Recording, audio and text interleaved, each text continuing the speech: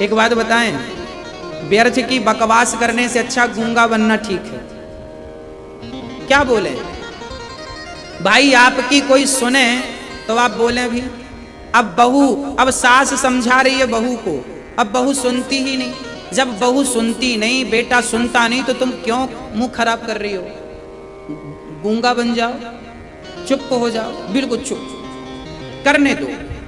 एक बार समझाओ, 2 बार समझाओ, 3 बार समझाओ, 4 बार समझाओ, 5 बार समझाओ। बेटा और बहू और नाती को 6 बार समझाओ। जब 6 बार में ना समझें तो तुम खुद समझ जाओ।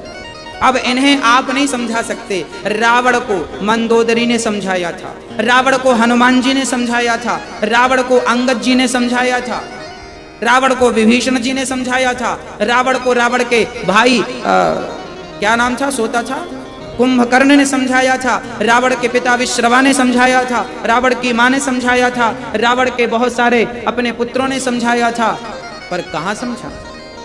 जब ना समझें चुप हो जाइए, बिल्कुल चुप। समझ जाइए। एक बार आप समझिएगा, शंकर जी भी अपनी पत्नी को समझाए कि पिताजी यज्ञ कर रहे हैं, दक्ष ने एक यज्ञ किया था, उस यज्ञ में सती को निमंत्रण नहीं दिया था। उस निमंत्रण में शंकर जी नहीं गए, बुलाया नहीं।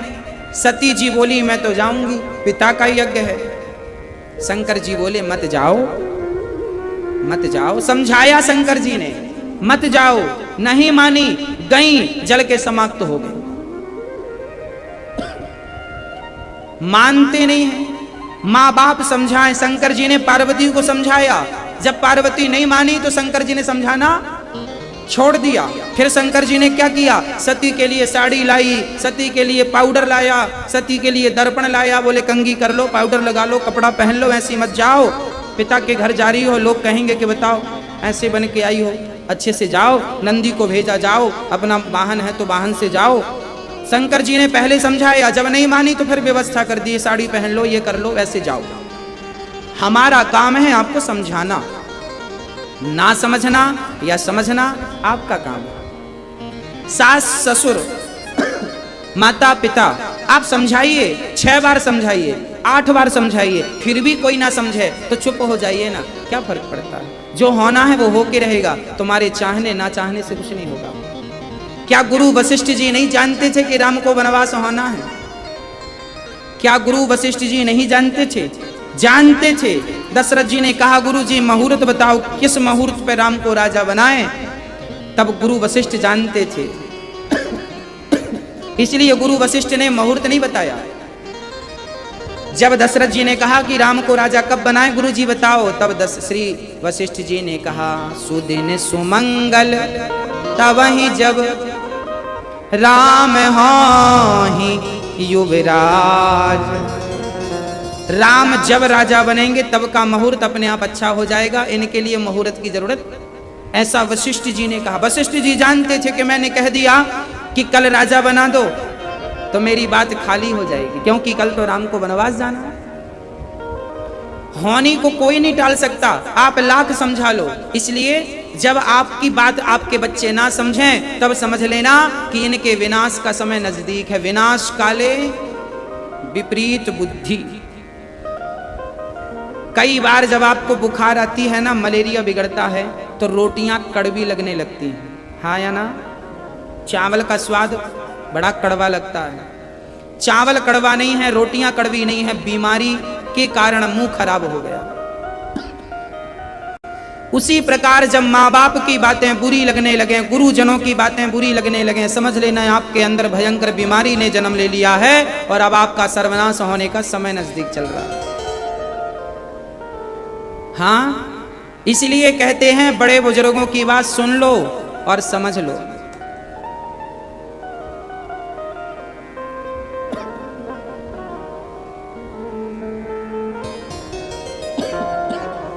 समझाइए। जब कोई ना समझे तो भगवान पे छोड़कर चुप हो जाइए। कुछ कहने की जरूरत नहीं है, साइलेंट। भगवान का चिंतन करिए, प्रार्थना करिए, हे प्रभु आप जो लीला कर रहे हैं बढ़िया कर रहे हैं, आप जो चाह रहे हैं वही होगा, हम तो आप कुछ करने वाले नहीं। बस श्री भरत जी महाराज अब राजा रहुगण को समझा रहे हैं। राजा रहुगण ने कहा, मैं तुझे मृत्यु दंड दूंगा, तूने मेरा अपमान किया है, मुझे चोट लग गई, सिर में रक्त बहने लगा। भरत जी ने आज विचार किया, आज तक बोला नहीं, आज बोल रहे हैं। भरत जी ने उत्तर दिया, त्वयोदितं व्यक्तमविप्रलब्धं भरतो समेष्यादधि वीरभारा गन्तुर् यदि स्यादधिगम्य मध्वा पीवेतिरासौ न विदां प्रवादः। श्री भरत जी ने कहा, राजन आपने कहा आप हमें मृत्यु दंड देंगे, पहले ये बताओ मारोगे किसे? अच्छा ये बताओ मरता कौन है, शरीर मरता है या आत्मा मरती है? कौन मरता है? शरीर मरता है। चलो बताओ शरीर कितनी चीजों से मिलकर बना है? 5, पृथ्वी, जल, वायु, अग्नि, आकाश। 5, हाँ या ना? बोलो हाँ कि ना। शरीर 5 चीजों से मिलकर बना है। और जब हम जलते हैं, हमें मरने के बाद लोग जला देते हैं या तो जमीन में गाड़ देते हैं, तो हमारे शरीर 5 चीजों से मिलकर बना, अंत में 5 चीजें कहां चली जाती हैं? बताओ। 5 में लीन हो जाती है। पृथ्वी तत्व पृथ्वी में मिल जाता है, वायु तत्व वायु में, अग्नि तत्व अग्नि में, जल तत्व जल में, आकाश तत्व आकाश में। भाई मिट्टी का घड़ा बना, घड़ा फूटा तो घड़ा मिट्टी का बना था, कहां मिल गया? मिट्टी में मिल गया, मिट्टी से बना था। शरीर 5 चीजों से मिलकर बना है, 5 चीजें 5 में जाकर मिल जाती हैं। आत्मा कहां से आई है? आत्मा किससे बनी है? शरीर तो 5 चीजों से मिलकर बना है, बात समझ में आ गई। आत्मा किससे मिलकर बनी है? आत्मा क्या है? आत्मा ईश्वर का, परमात्मा का स्वरूप है। जैसे आपके सामने दर्पण है तो आपका ही चित्र दर्पण में दिखता है, आपका प्रतिबिंब कहते हैं। जैसे हमारा प्रतिबिंब दर्पण में दिखता है, उसी तरह से हम सबके भीतर जो आत्मा है ये परमात्मा का प्रतिबिंब है, ईश्वर का प्रतिबिंब है। जैसे समुद्र का पानी बहुत सारा है, पर समुद्र के पानी से आप 1 गिलास पानी निकाल लो तो है तो समुद्र का पानी, परंतु वो गिलास भर है, वो सिंधु है और ये बिंदु है। उसी प्रकार परमात्मा समुद्र की तरह है और हम उस गिलास भर पानी की तरह हैं। हम भी समुद्र के ही, मतलब हैं हम भी परमात्मा के ही, पर हम सीमित हैं। गिलास का पानी सीमित है, जबकि समुद्र का पानी असीमित है। हाँ या ना? हाँ। बस हैं हम सब कौन? ईश्वर अंश, जीव अविनाशी, चेतन अमल सहज सुख राशि, हरि व्यापक सर्वत्र समाना, प्रेम से प्रकट हो ही मैं जाना। भगवान सब में समाये हैं, सब में ईश्वर है। आत्मा परमात्मा का स्वरूप है। और जब हमारे प्राण निकलते हैं तो हमारा शरीर 5 तत्वों से 5 में मिल जाता है, आत्मा परमात्मा से मिल जाती है। अब ये बताओ फिर पाप और पुण्य हमने जो किया उसका भोग कौन भोगता है? हमने पाप किया, हमने जो पुण्य किया, इसका फल कौन भोगेगा? पाप और पुण्य का। हम सबके पास 3 शरीर होते हैं। एक शरीर है स्थूल शरीर, जो कि आपके सामने है, ये बैठा है स्थूल। इस शरीर का क्या नाम है? स्थूल। एक शरीर और है जिसे हम सूक्ष्म शरीर कहते हैं। मैया जा रही हो? ठीक, हाँ, खुश रहिए। एक शरीर और होता है जिसे हम सूक्ष्म शरीर कहते हैं। एक शरीर और होता है जिसे कारण शरीर कहते हैं, वो चिता में भस्म हो जाता है। अब हमारे पास 2 शरीर बचते हैं। एक शरीर ये है जो स्थूल शरीर है, एक शरीर वो है जो सूक्ष्म शरीर है। अच्छा, आपके भीतर एक सूक्ष्म शरीर है, आपने कभी उस शरीर का दर्शन किया?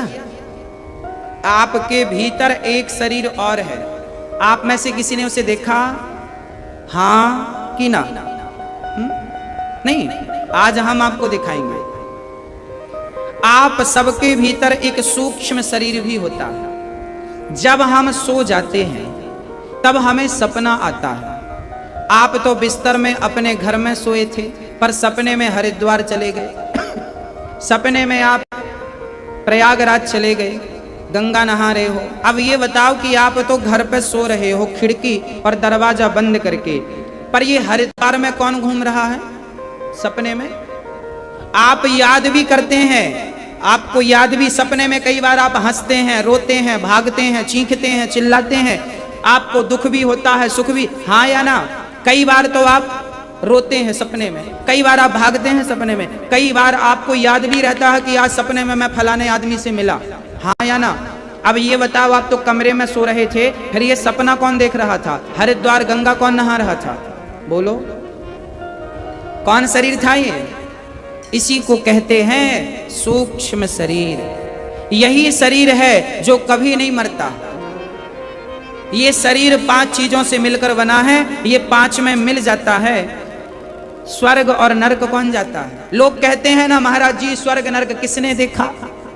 कई लोग कहते हैं महाराज जी स्वर्ग और नरक किसने देखा? एक सज्जन हमसे कहने लगे महाराज जी स्वर्ग नरक नहीं होता, आप लोग बेवकूफ बना रहे हैं दुनिया को।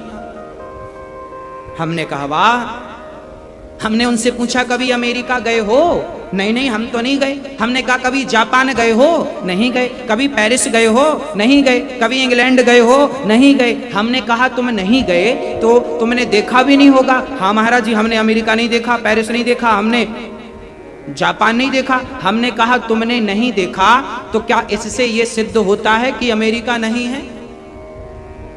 आपके ना देखने से ये तो सिद्ध नहीं होता कि वो चीज नहीं है। अमेरिका तो मैं भी नहीं देखा, इसका मतलब ये तो नहीं कि अमेरिका नहीं होता। जापान तो मैं भी नहीं गया, इसका मतलब ये तो नहीं कि जापान नहीं है। हाँ या ना? भाई जो चीज आपने नहीं देखी इसका अर्थ ये नहीं कि आपने नहीं देखी तो वो नहीं है। भाई स्वर्ग नरक आपने अभी नहीं देखा तो आप कह रहे नहीं है, जब जाओगे तो पता चल जाएगा कि है कि नहीं। इसलिए आप नकार रहे हैं, ये गलत है। और वैसे आप नकार रहे हैं या स्वीकार कर रहे हैं, इससे किसी को कोई फर्क नहीं पड़ना। आप कहते हैं मैं नहीं मानता नरक को स्वर्ग को, साहब मत मानिए, कौन जबरदस्ती करता? मत मानिए। आपके मानने ना मानने से फर्क क्या पड़ता है? किसे पड़ी है? इसलिए मानेंगे तो अपने लिए, ना मानेंगे अपने लिए। बचपन में हम लोग मुंह फुला के बैठ जाते थे, आज खाएंगे नहीं, तो माँ कहती थी खाओगे तो अपने लिए, नहीं खाओगे तो बस मानोगे तो अपने लिए, नहीं मानोगे तो अपने लिए। मत मानो, क्या फर्क पड़ता है? गालियां दे रहे हो भगवान को, देते रहो, क्या फर्क पड़ना है भगवान को? भगवान को तो शिशुपाल मुंह पे गाली देता था, हमारे भगवान कितने दयालु हैं, गाली का कोई जवाब ही नहीं देते। हाँ, बहुत सारे लोग भगवान को नहीं मानते, बहुत सारे लोगों को भगवान में भी दोष नजर आते हैं। इन लोगों को क्या कहा जाएगा? इन्हें क्या क्या इलाज है? तो आप ये कहते हैं कि मैं तो नहीं मानता। मानिए मत मानिए, कोई फर्क नहीं पड़ता, है सो है। प्रिय भक्तों, सूक्ष्म शरीर वही है जो स्वप्न का दृष्टा है। हमारा ये शरीर तो जल जाता है, पर वो शरीर जो सूक्ष्म शरीर है, जिस शरीर से आपने सपना देखा, उस शरीर में आपकी आत्मा निकलकर इस शरीर से उसमें चली जाती है। फिर इस शरीर को लोग जमीन में गाड़ देते हैं या जला देते हैं। फिर वो शरीर, सूक्ष्म शरीर, कहाँ जाता है मरने के बाद? अच्छा, मरने के बाद क्या होता है पता है आपको? आज हम आपको बताएंगे कि हमारे मरने के बाद क्या क्या होता है, बिल्कुल रियल बताएंगे, अनुभव की चीज बताएंगे। हमारे साथ तो कई बार हो चुका है, आपके साथ भी हो चुका होगा, आपको याद नहीं है। फर्क इतना है, हमें याद है, आपको याद नहीं है। हमारे साथ क्या होता है हम आपको बता रहे हैं, आपके साथ भी हुआ है। जब हम मरते हैं ना, तो हमारा वही सूक्ष्म शरीर निकलता है, उसके भीतर आत्मा जाती है। फिर ये दोनों यहाँ से चलते हैं धीरे धीरे। इन्हें कौन ले जाता है? इन्हें लेवाने के लिए यमराज जी आते हैं। यमराज इन्हें साथ सम्मान लेकर जाते हैं। साथ सम्मान लेकर पहुंचे कहां? सबसे पहले कोई भी आदमी मरता है तो सबसे पहले उसे भगवान के सामने पेश होना पड़ता है। वो हमारे संविधान में है ना कि कोई भी यदि अपराधी पुलिस उसे गिरफ्तार करेगी तो 24 घंटे के भीतर उसे अदालत में पेश करना ही पड़ेगा। हाँ या ना? क्या करना पड़ेगा? किसी को पुलिस ने गिरफ्तार किया तो 24 घंटे के भीतर उसे कहां पेश करना पड़ेगा? अदालत में। उसी प्रकार यमराज जब लेकर जाते हैं तो यमराज जी को भी जीवात्मा को पेश कहां करना पड़ता है? भगवान की अदालत में। वहां भगवान की अदालत में क्या होता है वो भी सविस्तार सुनो। भगवान की अदालत में भगवान जी बैठे होते हैं, सामने बहुत बड़ी एक चेयर होती है, कुर्सी, वहां भगवान आपको बिठाते हैं, आओ बैठो, पानी पिलाते हैं, नाश्ता कराते हैं, कैसी रही? फिर भगवान पूछते हैं कैसी रही यात्रा?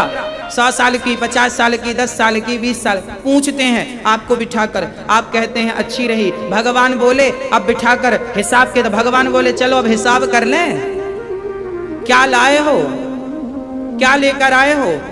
तब भगवान कहते हैं चलो हिसाब कर लेते हैं। तो तुमने जन्म से मृत्यु तक जो भी पाप और पुण्य किया है, वहां भगवान के यहाँ बहुत बड़ी टीवी लगी है, टीवी। हाँ, भगवान उसमें आपकी सारी पिक्चर दिखाते हैं, भगवान सब रिकॉर्ड करता है ना, सीसीटीवी कैमरे लगे हैं भगवान के, सब चल रहा है।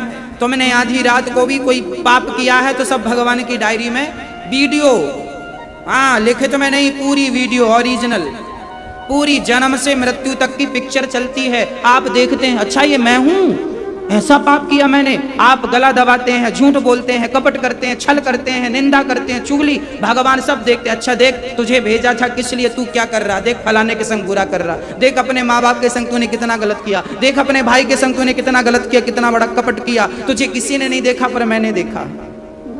भगवान सब बोलते हैं देख तुझे इसलिए भेजा था, शर्म नहीं आई तुझे ये सब करने में, लज्जा नहीं आई? आपका सिर बार बार नीचे होता है, फिर आप आंख उठा के देखते हैं, फिर आपके पाप दिखते, फिर सिर नीचे। अब पूरी पिक्चर खत्म होती है, तब यमराज जी हिसाब करते हैं। जब हिसाब हुआ तो 5 किलो पाप निकला टोटल और 100 ग्राम पुण्य निकले। पुण्य कितने थे आपके? 100 ग्राम। कभी पुण्य कर लिया होगा तो पुण्य आ गए। कभी किसी को खिला पिला दिया, गरीब लोगों को, जीव जरूरतमंदों को खिला दिया, पुण्य हो गया। किसी को बदन पे कपड़े दे दिए, किसी के पांव पे चप्पल दे दी, पुण्य हो गया। किसी का पेट भर दिया, पुण्य हो गया। किसी के आंसू पहुंच दिए, पुण्य। और किसी को आंसू दिए, पाप। पुण्य कितना था? 100 ग्राम। पाप कितने थे? 5 किलो। भगवान बोले पाप ज्यादा है, इसलिए पहले तुझे जाकर अपने पापों का फल भोगना पड़ेगा। और जैसे ही पापों का फल भोगना तो आप फिर वहां से वापिस आ गए। क्या बनकर? ना, चींटी बनकर, नाली का कीड़ा बनकर, मक्खी बनकर, मच्छर बनकर, कुत्ता बनकर, बिल्ली बनकर, शेर बनकर, हाथी बनकर के। ये जो 84 लाख योनियां हैं, ये तुम्हारे कर्मों का दंड ही तो है। ये जितने चींटियां हैं, चींटे हैं, बिच्छू हैं, सांप हैं, शेर हैं, हाथी हैं, ये सब कौन थे? ये सब पिछले जन्म में मनुष्य थे। किसी जन्म में पाप किया, गलत किया, मनुष्य के तन का दुरुपयोग किया तो भगवान ने जानवर बना दिया। 5 किलो पाप तुम्हारे खत्म कैसे होंगे? बार बार चींटी बनना पड़ेगा, मच्छर, फिर मक्खी, फिर बिल्ली, फिर चमगादड़, फिर ये, फिर वो, सब बनो। इसके बाद फिर भगवान के पास हाजिरी लगेगी। भगवान कहेंगे अच्छा तुम्हारे 5 किलो पाप खत्म हो गए। 5 किलो पाप तुम्हें भोगना ही पड़ेगा।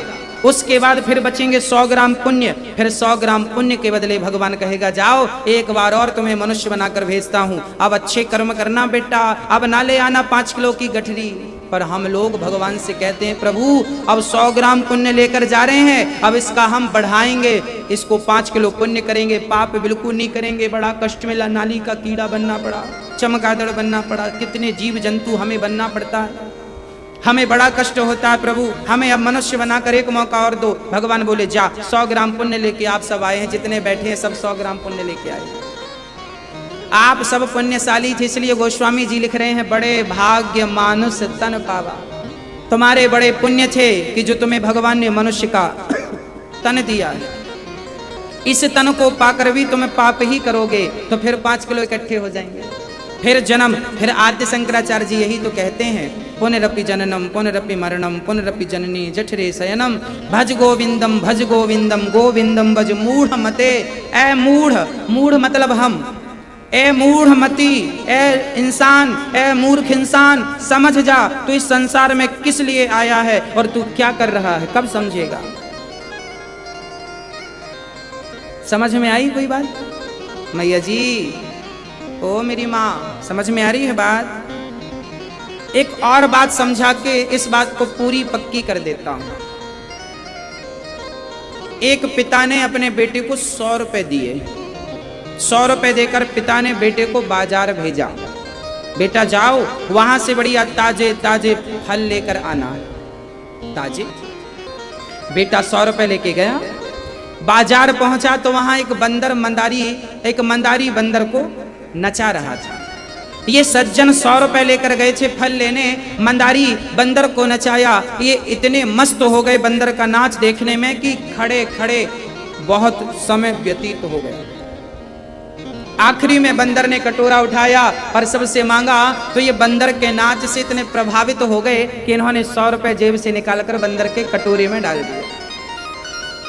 जब इन्हें याद आया, किसी ने याद दिलाया, ए भाई सारे लोग चले गए, तू क्या कर रहा है? तब उसे याद आया, अच्छा पिताजी ने मुझे भेजा था। जब तक वो बाजार गया तब तक वहां की सारी दुकानें बंद हो चुकी थी, खाली हाथ घर आ गया। पिता ने कहा ले आया फल? नहीं लाया।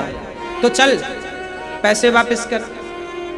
तो क्या पैसे भी खत्म, फल भी नहीं लाया। ये छोटी सी कथा क्या है वो मैं आपको स्पष्ट करके बताऊं भक्तों।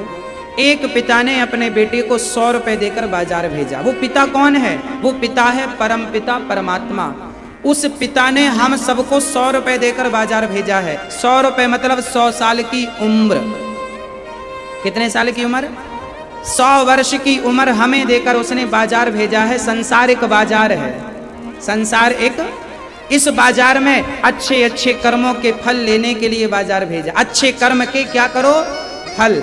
अच्छे कर्म करो, अच्छे फल इकट्ठे करो। पर हमने यहाँ पे मंदारी का खेल देख लिया।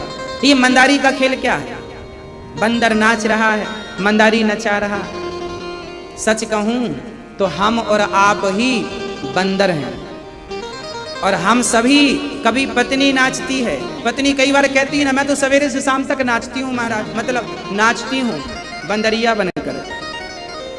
पति नाचता है बंदर बन के, सवेरे से शाम तक काम से झोला उठाया, काम काम काम, भाग भाग भाग, क्या बंदर की तरह पूरी जिंदगी हम और आप बंदर बनकर नाचते हैं। कभी पत्नी का बंदर बनते हैं, कभी पति का बंदर बनते हैं, कभी बच्चों का बंदर बनते हैं, कभी अपने बॉस का बंदर बन जाते हैं और बंदर बन के नाचते। इसी नाच में कितने रुपए खर्च हो गए? 100 रुपए। मतलब पत्नी, पुत्र और परिवार में ही हमारी 100 साल की उम्र चली गई। भगवान ने भेजा था अच्छे अच्छे फल लेने के लिए, मतलब अच्छे अच्छे कर्मों के फल, पर हम तो यहीं मस्त रहे आए। बाद में किसी गुरु ने कहा बेटा तू यहाँ क्यों आया है? जब तक किसी ने आपकी आंखें खोली तब तक आप भागे भागे गए, तब तक दुकान बंद हो गई। मतलब दुकान बंद क्या है? मतलब ये है कि जब आपको बुढ़ापे में होश आता है कि संसार में हम आए किस लिए हैं, तब तक आपको देर बहुत हो जाती है, मरने का समय आ जाता है। मरने का समय आ गया मतलब दुकानें बंद हो गई, और जब दुकानें बंद हुई तो खाली हाथ जाना पड़ा। बुढ़ापे में ही पता चला कि क्यों आए। जब तक पता, कहते हैं ना जब जीने का ढंग आया तब तक उम्र निकल चुकी थी। हाँ, अब तो खाली हाथ भगवान के घर गए। भगवान ने कहा किस लिए भेजा था? फल लेने के लिए। तू क्या किया? मैं नाच को देखने में, नाचने में मस्त हो गया। नाचो नाचो नाचो। सारी दुनिया यहीं उलझी पड़ी है, किसी को पता ही नहीं कि हमें क्यों संसार में भेजा गया है, आने का उद्देश्य क्या है, किसी को क्या करना इन चीजों से। आपको मैंने बताया कि 100 ग्राम पुण्य और 5 किलो पाप। अब मर्जी आपकी है, पाप करना है या पुण्य करना है। हाँ, हम क्या करें? भगवान के यहाँ हिसाब सबका है। केवल भगवान के एक नाम से उनका उद्धार हो गया। भगवान का नाम कल्याणकारी है, इसलिए हम आपसे कहा करते हैं कि काम करते रहो और नाम जपते रहो। काम के समय नाम ना छूटे। नाम की अद्भुत महिमा है। केवल नाम, कलयुग केवल नाम आधारा, सुमरी सुमरी नर उतरहि पारा। नाम ना छूटे, विश्वास ना छूटे। अजामिल ने जीवन भर पाप किया, मरते समय क्या निकल गया मुंह से? अपने बेटे का नाम बुलाया। एक अजामिल पंडित जी थे, पाप बहुत करते थे, पर मरते समय मुंह से भगवान का नाम निकल आया। बेटे को बुलाया, बेटा नारायण देखो, बेटा नारायण। बेटे ने नहीं सुना, परम पिता ने विमान भेज दिया, जाओ मेरे भक्त को लेकर के आओ। अजामिल तर गए। ये नाम की महिमा है। एक बार इंद्र ने अपने गुरु का अपमान कर दिया। एक बार इंद्र ने अपने गुरु का अपमान, गुरु जी नाराज होकर चले गए। कहां चले गए? पता नहीं कहां चले गए,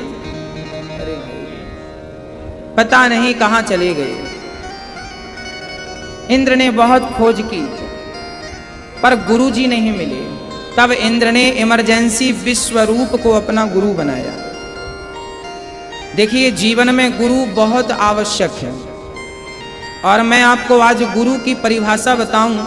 गुरु किसे कहते हैं? गुरु वही है जो आपके हृदय में भक्ति और ज्ञान का दीपक जला दे, जो आपके आत्मा में ही, जो आपके मन मंदिर में ही परमात्मा का दर्शन करा दे, उसी को आप गुरु मान लीजिएगा। यही गुरु की पहचान है। जो आपके भीतर आपको परमात्मा का दर्शन करा दे, उसी को आप गुरु मानिएगा। इंद्र ने विश्वरूप को अपना गुरु माना। नारायण कवच की दीक्षा ली, नारायण कवच की दीक्षा ली, और इंद्र ने देखा कि मेरे गुरुजी ने यज्ञ में राक्षसों को आहुति दे दी। तब इंद्र ने गुरु की हत्या कर दी। इंद्र ने अपने गुरु की हत्या कर दी। इंद्र को ब्रह्म हत्या का जघन्य पाप लगा, ब्रह्म हत्या लगी। तब इंद्र ने अपनी ब्रह्म हत्या 4 स्थानों में बांट दी। स्त्री में, वृक्ष में, जल में और पृथ्वी में। 4 लोगों में ब्रह्म हत्या बांट दी। अब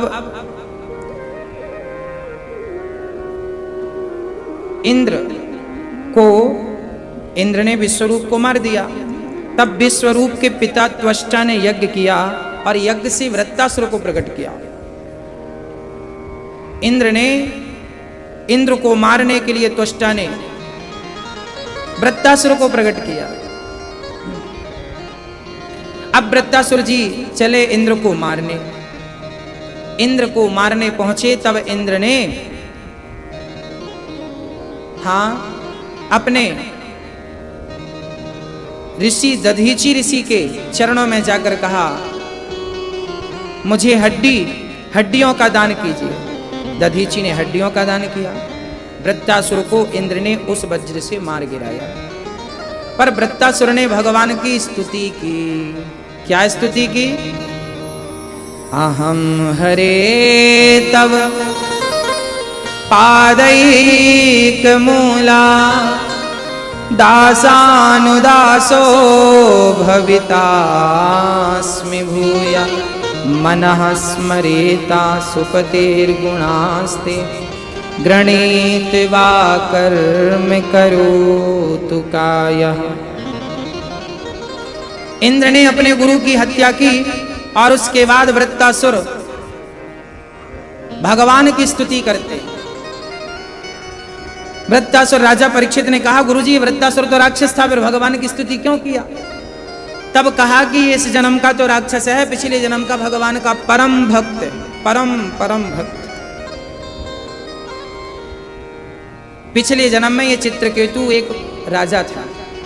इसकी बहुत सारी पत्नियां थीं, पर दुर्भाग्य देखिए, पत्नियां तो थीं पर पुत्र एक नहीं था। बहुत प्रयास किया, पुत्र नहीं हुआ। तब ऋषियों से, संतों से कहा, महाराज पुत्र चाहिए। संतों ने कहा ठीक है, देता हूं।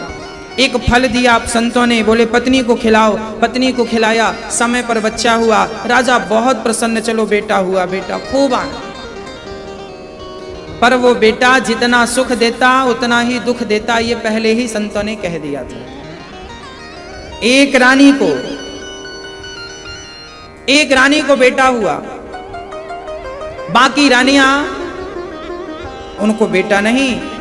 राजा उस रानी से अत्यधिक प्रेम करने लगे जिसको पुत्र था, और बाकी रानियों की तरफ राजा देखते नहीं। उन रानियों के अंदर एक जलन हुई कि राजा तो हमें देखते ही नहीं। तब उन रानियों ने उस बच्चे को जहर दे करके मार दिया,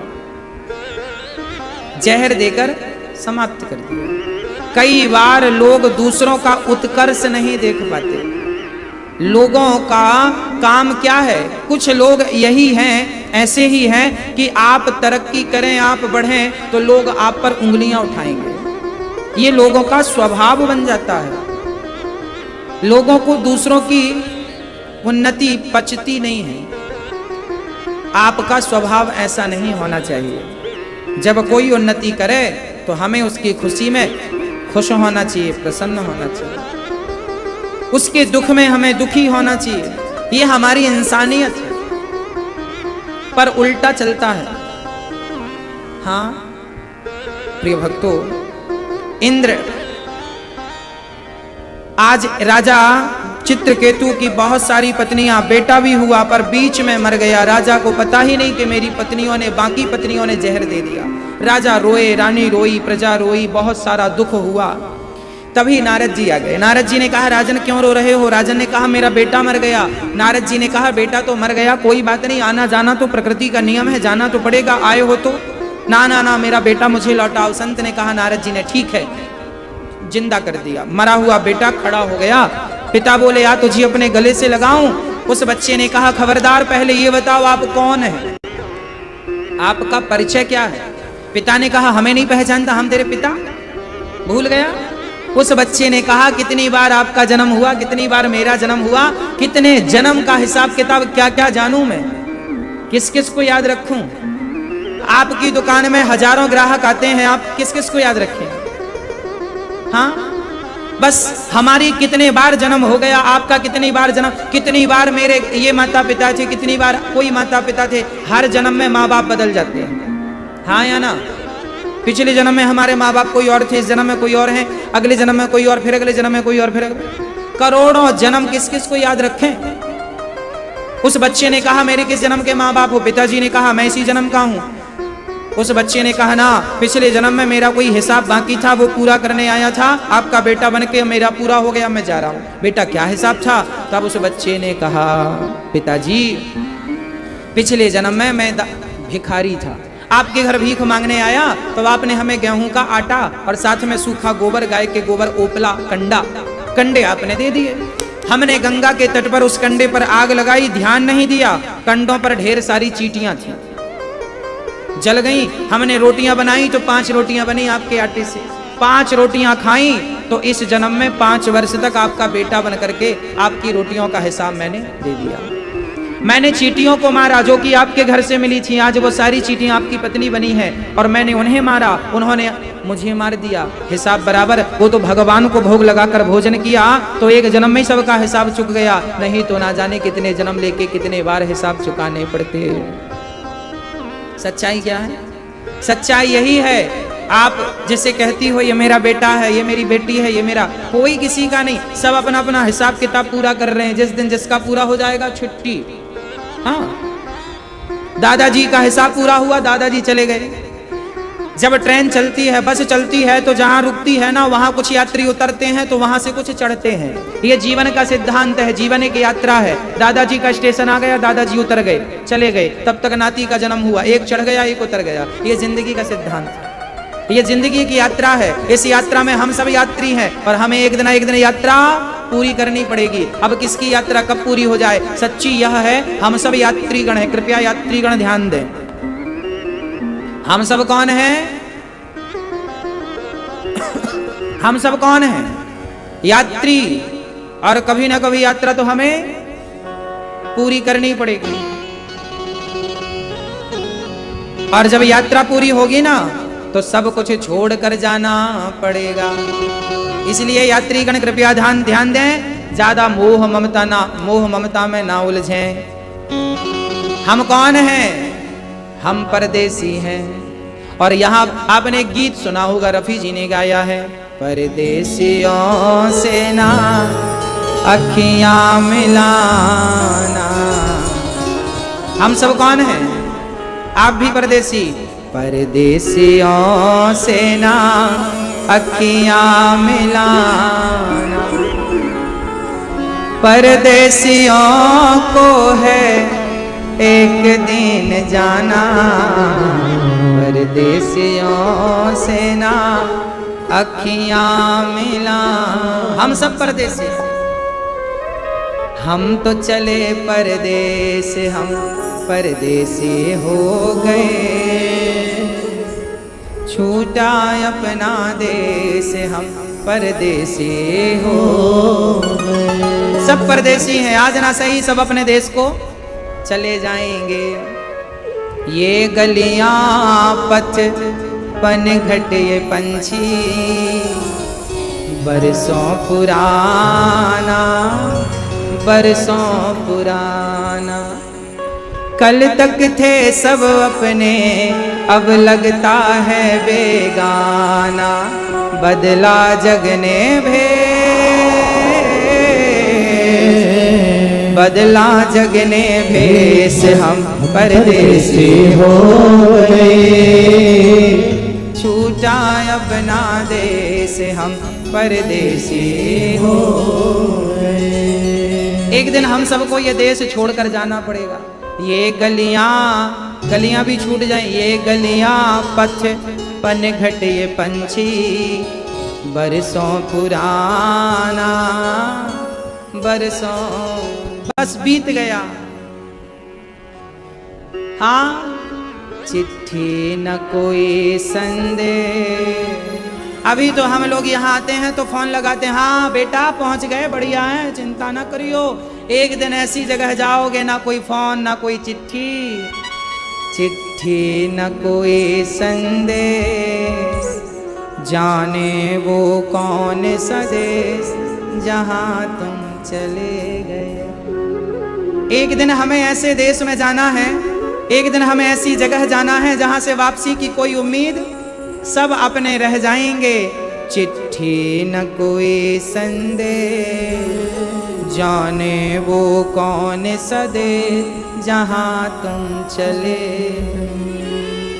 हमें एक दिन वहां जाना है, ना संसार वालों से कोई संपर्क हो पाएगा, ना कोई चिट्ठी की व्यवस्था है, सबको भगवान के घर जाना है। इसलिए भगवान का चिंतन कर, पंडित जी हो, डॉक्टर जी हो, सेठ जी हो, कोई नहीं बचने वाला। इसलिए जिसने प्रभु का भजन किया है उसकी कमाई साथ गई, जब परदेसी हुआ रवाना सुंदर काया पड़ी रही।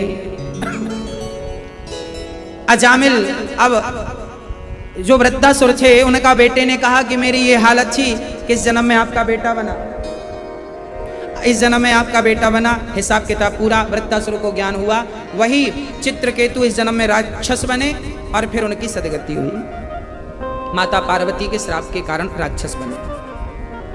एक बार भगवान को प्रहलाद की रक्षा करने के लिए नरसिंह बनना पड़ा। जब जब हो य धर्म की हानि, बाढ़हि असुर अधम अभिमानी, तब तब धरि प्रभु विविध शरीरा, परित्राणाय साधु नाम विनाशाय चतुष्कृताम, धर्म संस्थापनार्थाय संभवामि युगे युगे। प्रहलाद नाम के एक भगत थे, बहुत अच्छे भक्त थे, बहुत छोटी सी उम्र से भगवान का भजन खूब करते थे। इनके दुश्मन कौन बन गए? कहते हैं पराया आदमी दुश्मन हो तो निपटा जा सकता है, पर घर के अपने ही दुश्मन बन जाएं तो कैसे कोई निपटेगा। प्रहलाद की विषम परिस्थिति तो देखिए कि प्रहलाद जी के दुश्मन कोई और नहीं, उनके पिता ही दुश्मन थे। तू भजन क्यों करता है, तू नाम क्यों जपता है, बहुत परेशान किया प्रहलाद को। पर प्रहलाद ने विषम परिस्थिति में भी भगवान का भजन नहीं छोड़ा। ये कथाएं हमें मैसेज क्या दे रही हैं कि जीवन में स्थितियां कैसी हो, अनुकूल हो या प्रतिकूल हो, पर भगवान का भजन किसी भी हाल में नहीं छोड़ना। भगवान से विश्वास कभी मत जाने देना, क्योंकि अंत में सहयोगी वही हैं, सहारे वही हैं, वही हम सबके सहयोगी हैं। प्रहलाद जी की बुआ नाम था होलिका, बैठ गई आग में लेकर, खुद तो जल गई पर प्रहलाद का बाल भी वहां का एक रोम नहीं जला। क्यों? क्योंकि जब आप सच्चे मार्ग पर चलते हैं, आप किसी का बुरा नहीं करते, तो भगवान आपका बुरा नहीं होने देता। ये विश्वास लेके चलिएगा। लाख कोई आपका बुरा करे, करने दो, कुछ नहीं होगा आपका। सब्र रखो, भगवान के घर देर है अंधेर नहीं है। थोड़ा सा सावधान रहो और सब्र रखो। सारी दुनिया आपके पीछे पड़ जाए पर भगवान आपके सहयोगी हैं तो क्या कोई बाल बांका करेगा। प्रहलाद के तो अपने दुश्मन थे, बुआ जी दुश्मन बन गई, वो आग में लेकर बैठ गई, आग से स्वयं तो जल गई पर बाल भी बांका नहीं हुआ। जाको राखे साइया, मार सके ना कोई, और बाल ना बांका कर सके, जग में जो बैरी होए। कोई कुछ नहीं बिगाड़ सकता। चलो आप मान अपनी मंजिल की तरफ, अपने गंतव्य की तरफ, कोई कुछ नहीं बिगाड़ेगा। कहने दो दुनिया को, लगने दो पीछे दुनिया को, करने दो आलोचना, कोई फर्क नहीं पड़ता। प्रिय भक्तों, श्री प्रहलाद जी को सांपों के बीच में रखा गया, सांपों से डसवाया गया, पर सांपों का जहर भी प्रहलाद के लिए अमृत बन गया। कयाधु से कहा अपने हिरण्यकश्यप ने, इसे जहर दे के मार डालो। कयाधु ने कहा मैं मां हूं और अपने बच्चे को जहर कैसे दे दूं? बोले या तो जहर दे, नहीं तो मैं तुझे मारूंगा। अब पत्नी के जीवन में यह संकट था कि पति की आज्ञा नहीं मानती तो पतिव्रता धर्म बिगड़ता है, और यदि पति की आज्ञा मानती है तो पुत्र को मारने का कलंक माथे पे लग जाएगा। अब मां करे तो करे, कयाधु क्या करती? कयाधु जहर का कटोरा लेके खड़ी है, पति ने दे दिया, ये जहर पिलाएगी तू अपने बच्चे को, मारेगी, मुझे ऐसा बच्चा नहीं चाहिए। जहर का कटोरा लेके खड़ी है। तभी प्रहलाद जी आ गए, माँ ये क्या है आपके हाथ में? माँ ने कहा बेटा तेरे पिता ने तुझे पिलाने के लिए जहर दिया, जहर दिया। ये जहर तुझे मैं कैसे पिलाऊं इन हाथों से बेटा? तब बच्चे प्रहलाद ने कहा माँ आप मत पिलाओ ना, लाओ मैं खुद पी लेता हूं। मां के हाथ से जहर प्रहलाद ने छीन लिया और कहा कि यदि पिता की आज्ञा है तो मैं इसे पीऊंगा। और प्रहलाद मां के सामने वो जहर गट गट करके पी लिया। मां कयाधु मूर्छित हो गई, मेरा बेटा मर गया, मेरा बेटा मर गया। तब प्रहलाद जी ने उठाया, माँ उठो उठो, मैं मरा नहीं, मैं जिंदा हूं। प्रहलाद की माँ ने जाग कर कहा माँ बेटा तूने इतना भयंकर जहर पिया, तू मरा नहीं। तब प्रहलाद ने कहा माँ जिसने पेट में गर्भ में रक्षा की वो जहर से रक्षा करेगा। यदि बचाने वाला वो है तो जहर में ताकत नहीं है कि वो मार सके, और यदि मारने वाला वो है तो फिर रावण की तो नाभि में अमृत था। रावण की तो नाभि में क्या था? अमृत था। रावण मरता नहीं किसी से, रावण की नाभि में अमृत है। ये बात केवल विभीषण जानते थे और विभीषण ने राम को बताया, और विभीषण ना बताते तो भी तो राम मरता, रावण मरता राम के हाथ से। भाई आप भले अमृत पिए हैं पर गलत है तो वो अमृत भी आपका सहयोग नहीं करेगा, और सही मार्ग पर है तो जहर पी लिया मीराबाई ने फिर भी जिंदा रही, जहर पी लिया प्रहलाद जी ने फिर भी जिंदा रहे। इसलिए आप दुनिया वालों पे नहीं भगवान पर विश्वास करना सीखिए। बाल ना बांका होगा आपका यदि विधाता की कृपा है तो।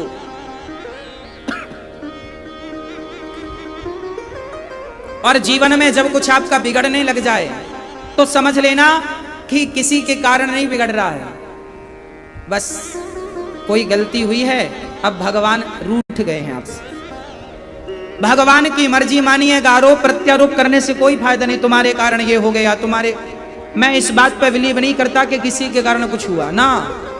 जब तक भगवान की कृपा है तब तक कुछ नहीं होगा, और कुछ हो गया तो जरूर कोई त्रुटि हो गई, तुरंत भगवान की शरण में जाओ, भगवान के सामने रोइए, हे प्रभु क्या अपराध हुआ। जगत वालों के सामने मत रोइए, रोइएगा तो जगन्नाथ के